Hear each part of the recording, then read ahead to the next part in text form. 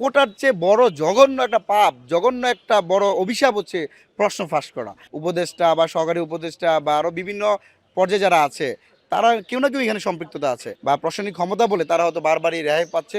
দেখুন, গত 9ই জানুয়ারি আমরা দেখতে পেয়েছি যে প্রাথমিক সহকারী শিক্ষক নিয়োগ পরীক্ষায় প্রশ্ন ফাঁস এবং ডিজিটাল জালিয়াতির একটা মহা উৎসব আমরা দেখতে পেয়েছি। সেখানে আমরা বিষয়ের সাথে দেখতে পেয়েছি, আপনাদের নিশ্চয়ই মনে আছে যে বিসিএস এ প্রশ্ন ফাঁসের সময় যে পিএসসির চেয়ারম্যানের একজন ড্রাইভার ছিল আবেদ আলী, যে বাংলাদেশে এখন বিখ্যাত একটা পরিচিত মুখ। সে আবেদ আলী যেমন প্রশ্ন ফাঁসের সাথে জড়িত ছিল, একইভাবে আমরা দেখতে পেলাম যে গত 9ই জানুয়ারি প্রাথমিক সহকারী শিক্ষক নিয়োগ পরীক্ষায়ও যারা প্রশ্ন ফাঁস চক্রের সাথে জড়িত, সেখানেও আশ্চর্যজনকভাবে বর্তমান অন্তর্বর্তীকালীন সরকারের প্রধান উপদেষ্টার বিশেষ সহকারী, যিনি ঐক্যমত কমিশনের দায়িত্বে ছিলেন, প্রফেসর আলী রিয়াজ, তার ড্রাইভারে সম্পৃক্ত। আমরা এখানে বিস্ময় প্রকাশ।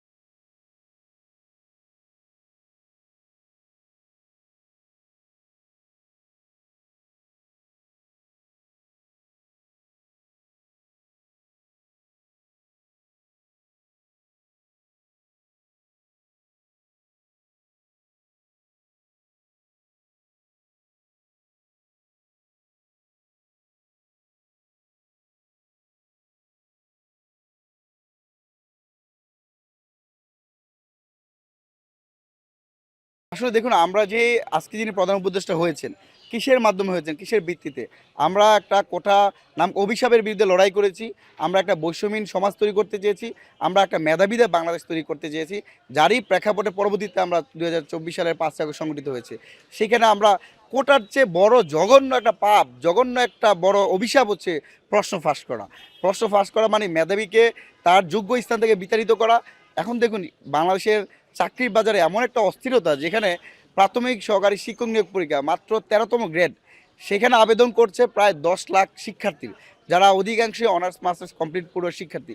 সেই রকম চাকরির বাজার যেখানে বেকারত্বর হার দিন দিন বাড়ছে, সেখানে প্রশ্ন ফাঁস করিয়ে ডিজিটাল ডিভাইসের মধ্য দিয়ে, ইলেকট্রনিক ডিভাইসের মধ্যে দিয়ে, জালিয়াতির মধ্য দিয়ে একটা অংশকে চাকরি তাদেরকে চাকরি দেওয়া এবং বিরাট বড় একটা অংশের মধ্যে অসন্তোষ তৈরি করা, রাষ্ট্রের জন্য অশনি সংকেত।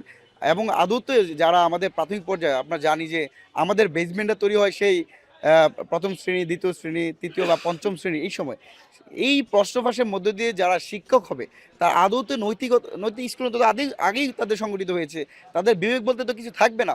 তারা তাদের কোন ক্যাটাগরিতে শিক্ষার্থীদেরকে পাঠদান দিবে? তাহলে আমাদের এই যে শিক্ষাটাকে আমাদের বলা হয় শিক্ষায় জাতির মেরুদণ্ড, পুরো মেরুদণ্ডকে ভেঙে দেওয়ার জন্য একটা চক্রান্ত হচ্ছে। আমরা অন্তর্বর্তীকালীন সরকারের প্রতি আহ্বান জানাই, বিনীত আহ্বান জানাই, উদাত্ত আহ্বান জানাই, জোরালোভাবে দাবি জানাই, এই প্রশ্ন ফাঁসের সাথে যত বড় হত্যাকর্তা রুই কাতলে জড়িত হোক না কেন, তাদেরকে যেন আইনের আওতা নিয়ে আসা হয় এবং তাদেরকে যেন সর্বোচ্চ শাস্তি নিশ্চিত করা হয়। এখন আজকে গ্রেপ্তার হয়েছে, 2 মাস পর জামিন হয়ে যাবে, এইরকম যেন না হয়। অন্তত 6 মাস, 1 মাস যেন, 1 বছর যেন জামিন অযোগ্য একটা ধারায় এই প্রশ্ন ফাঁসের সাথে যারা জড়িত, নতুন একটা আইনের মধ্য দিয়ে কঠোর আইন করা উচিত, যারা যেন অন্তত 1টা বছর জামিনই না পাক এবং তাদের যেন সর্বোচ্চ একটা শাস্তি 6 বছর, 10 বছর বা একটা মানে বড় একটা শাস্তি বিধান নিশ্চিত করা, যে বিধানের মধ্য দিয়ে তারা আর চাইলেও আর কখনোই বা আর কেউ যদি চক্রান্ত করতে চায়, তারাও করতে পারবে না।